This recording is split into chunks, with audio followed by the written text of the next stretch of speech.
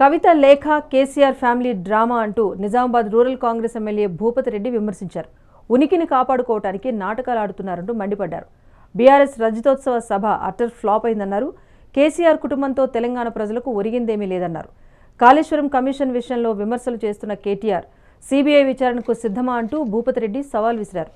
కేసీఆర్ కుటుంబం మనుగడ ప్రశ్నార్థకంగా మారింది అంటున్న కాంగ్రెస్ ఎమ్మెల్యే భూపతి రెడ్డితో మా నిజామాబాద్ ప్రతినిధి Vignesh face to face. Nizamabad rural Congress MLA Bhupathi Reddy గారు మనతో పాటు ఉన్నారు. రాజకీయ అంశాలతో మాట్లాడదాం.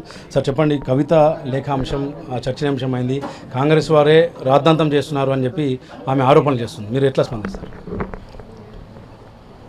గత 10 సంవత్సరాలు అధికారంలో ఉండి మొత్తం యావత్ తెలంగాణను కుటుంబం మొత్తం దోచుకున్నదంతా కూడా తెలంగాణను అన్ని రంగాలలో దోచుకొని ఇలా మరి ప్రజలు తగిన బుద్ధి చెప్పి ఫామ్ హౌస్లో మండబెడితే మరి ఇలా వాళ్ళ ఉనికిని కోల్పోతున్నామని వాళ్ళని ప్రజలు మర్చిపోతున్నారని చెప్పేసి ఇవన్నీ నాటకాలు చేస్తూ ఉన్నారని నేను భావిస్తూ ఉన్నా.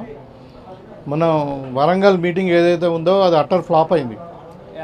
దాంట్లో కాంగ్రెస్ యొక్క మన టీఆర్ఎస్ యొక్క చరిత్ర ఏదైతే 25 సంవత్సరాల సిల్వర్ జూబ్లీ అంటారా దాన్ని, సిల్వర్ జూబ్లీ రజతోత్సవం, దాని సందర్భంగా అసలు పార్టీ ప్రస్తావనే లేదు ఆడ.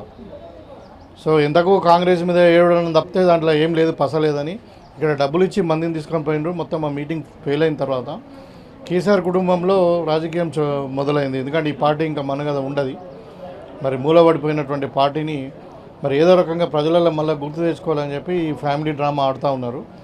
నేను కేసీఆర్, కవిత, కేటీఆర్, హరీష్ రావు వీళ్ళందరూ ఒకటే నేను భావిస్తూ ఉన్నాను. వాళ్ళ మధ్యన విభేదాలు ఉండొచ్చు, అధికారం కొరకు మరి కేసీఆర్ మూలకు పడ్డాడు కదా అని.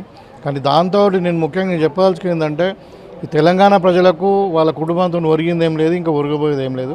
వాళ్ళ కుటుంబాన్ని కానీ వాళ్ళ రాజకీయాలు, ఇంటి రాజకీయాలను పెద్ద పట్టించుకునే అవసరం లేదని నేను భావిస్తాను. రేవంత్ రెడ్డి గారి గురించి కూడా మాట్లాడలేదు అని చెప్పి ఆమె లేఖలో పేర్కొన్నారు. దీన్ని ఎట్లా చూస్తారు? రేవంత్ రెడ్డి గారి గురించి ఎందుకు మాట్లాడలేదండి? మొత్తం స్పీచ్ అంతా కాంగ్రెస్ మీనే. పేరు ప్రస్తావిస్తే ఆయన ఏమనుకుంటారు అంటే రేవంత్ రెడ్డి చిన్న పిల్లవాడు, నేను పెద్దోడిని, ఆయన పేరు ఎందుకు ప్రస్తావించాలి అనుకున్నాడచ్చు. కానీ మొత్తం మీద మాట్లాడిన స్పీచ్ అంతా కూడా కాంగ్రెస్ పార్టీ మీద దుమ్మెత్తిపోవడము, కాంగ్రెస్ పార్టీ మీద అంటే విషం జిమ్మిండి అన్నట్టు. మరి కాంగ్రెస్ పార్టీ మీదే మాట్లాడు. ఆమె బాధ ఏంటంటే బీజేపీ మీద మాట్లాడలేదు, నన్ను తీసుకుపోయి జైల్లో పడేస్తున్నాని. అది వాస్తవం, అందరికీ తెలుసు బీజేపీ టీఆర్ఎస్ ఒకటే అని. కాబట్టి ఆయన మాట్లాడాడు.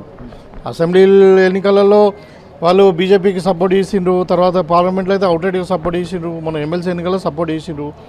ఇవాళ వీళ్ళని కాపాడుతున్నది కేటీఆర్ను, మరి కేసీఆర్ను కానీ కవితను వీళ్ళందరినీ కాపాడుతున్నదే బీజేపీ. ఇవాళ ఏదైనా కేసు రిజిస్టర్ చేస్తే అది వచ్చి ఈడీ వచ్చి టేకప్ చేస్తున్నది. ఇక వాళ్ళు ఇన్వెస్టిగేషన్ చేయరు, వీళ్ళని లోపటేయరు. కాబట్టి టీఆర్ఎస్ బీజేపీ రెండు ఒకటే అని ప్రజలకు తెలుసు, వాళ్ళకు కూడా తెలుసు.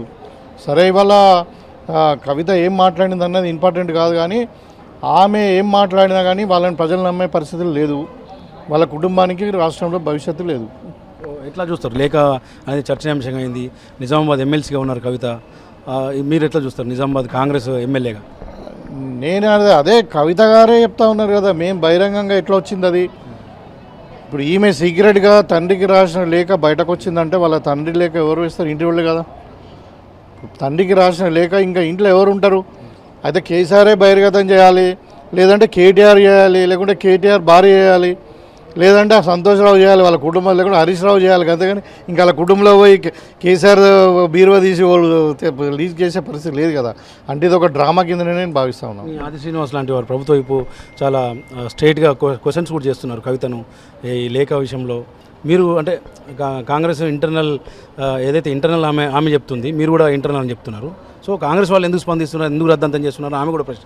మేమేం స్పందిస్తలేదు, మేము అదే వాళ్ళని పట్టించుకోవద్దని మేము అంటున్నాం. అదే